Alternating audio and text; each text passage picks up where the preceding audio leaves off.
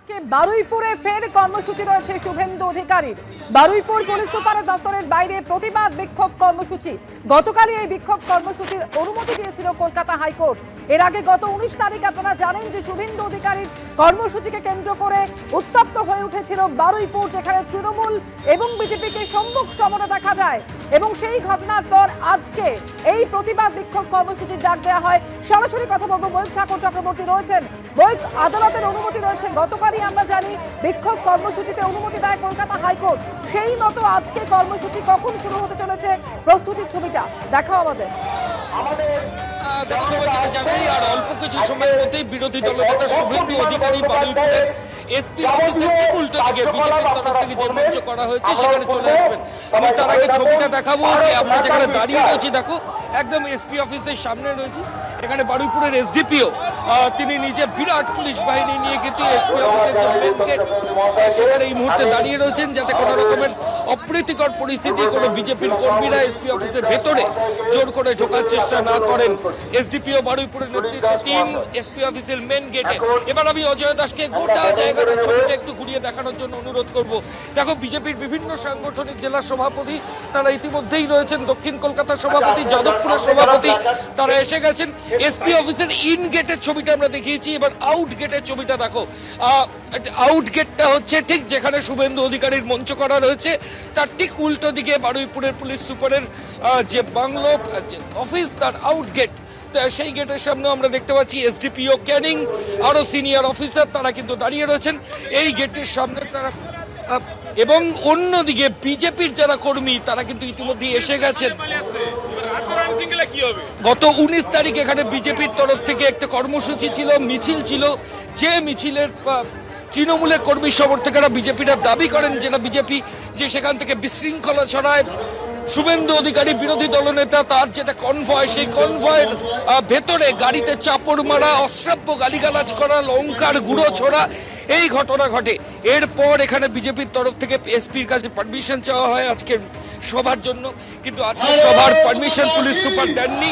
গতকাল কলকাতা হাইকোর্টের তরফ থেকে নির্দেশ দেওয়া হয় যে এখানে নির্দিষ্ট কিছু শর্ত দেওয়া হয় এবং এই যে মিছিল এবং সভা তার অনুমতি ফাইনালি কলকাতা হাইকোর্ট গতকাল দেয় এবং এই মুহূর্তে সেটা হচ্ছে।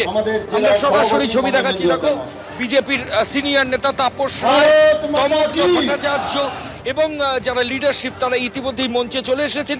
বিজেপির যারা কর্মী সমর্থক তারা ফ্ল্যাগ এবং ফেস্টুন নিয়ে এই বারুইপুরের এসপি অফিস সেখানে আসছেন।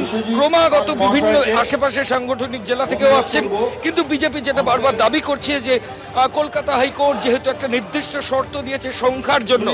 আমি আরেকটা ছবি দেখাবো। দেখো, এই ধরনের কাট আউট নিয়ে আপনি কলকাতা থেকে বারুইপুর চলে এসেছেন? হ্যাঁ, উত্তর কলকাতায় আমার বাড়ি। তো এটা কিসের জন্য এটা গত 19 তারিখ যে ঘটনা, গড়বড়চিতে যে ঘটনা ঘটেছে তা এক্সপেক্ট করা যায় না। Opposition leader of West Bengal, বিজেপির বিধায়কদের উপর যে অত্যাচার করা হয়েছে, অশ্লীল আচরণ করা হয়েছে, তার প্রতিবাদে আমরা ধিক্কার জানাই। তাদের অবিলম্বে গ্রেফতার করতে হবে। তার জন্য এই ধরনের হাত করা সেটা বানিয়ে প্রতীকী বিক্ষোভ দেখাচ্ছেন। উত্তর কলকাতা থেকে চলে এসেছেন।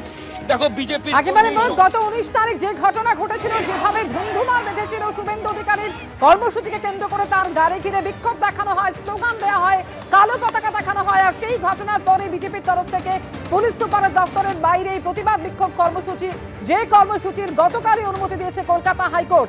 আর এই প্রসঙ্গে দিলীপ ঘোষ কি বলেছেন রাখবো আপনাদের সামনে। বিদেশে গিয়েও মমতা ব্যানার্জি গান্ধীজির কাছে প্রার্থনা করছেন যেন সংবিধানটা থাকে। পশ্চিমবাংলায় কি সংবিধান আছে? যে কোনো সংস্থাকে ধার্মিক ও দুর্গাপূজার জন্য কোর্টে যেতে হয় পারমিশনের জন্য। বিজেপি তো যাই, তো কোর্টে যদি গিয়ে পারমিশন নিয়ে আসতে হয়, তাহলে পুলিশ প্রশাসন এই নিকম্মাগুলো কী জন্য আছে? নপুংসক পুলিশ, যাদের ক্ষমতা নেই একটা ডিসিশন নেওয়ার, একটা সুরক্ষা দেওয়ার। মমতা ব্যানার্জি কি সব ডিসিশন নেবেন? থানার পুলিশ কী করবে সেটা মমতা ব্যানার্জি বলে দেবেন। থানার পুলিশের কাছে পারমিশন বলে এসপির কাছে যান, তো তুমি চাকরি ছাড়ো না। এরকম অযোগ্য লোকগুলো কেন রেখেছে? পুলিশ প্রশাসন যাতে এখানে সুষ্ঠুভাবে সব কার্যক্রম হয় তার দেখার দায়িত্ব। সেই জন্য তাকে আমরা ইনফর্ম করি, যারা এই প্রোগ্রাম আছে আপনারা দেখুন যাতে অসুবিধা না হয় কারো। তো তারা আটকাবার জন্য পুলিশ আছে নাকি? তার জন্য কোর্টে যেতে হয়। তাহলে সরকারটাকে লোক এত খরচা করে কেন চয়ন করেছে, কেন নির্বাচিত করেছে? পদত্যাগ করা উচিত। আর আমার মনে হয় সেই জন্য 26 পর্যন্ত লোক অপেক্ষা করছে এর বিসর্জন দেবে।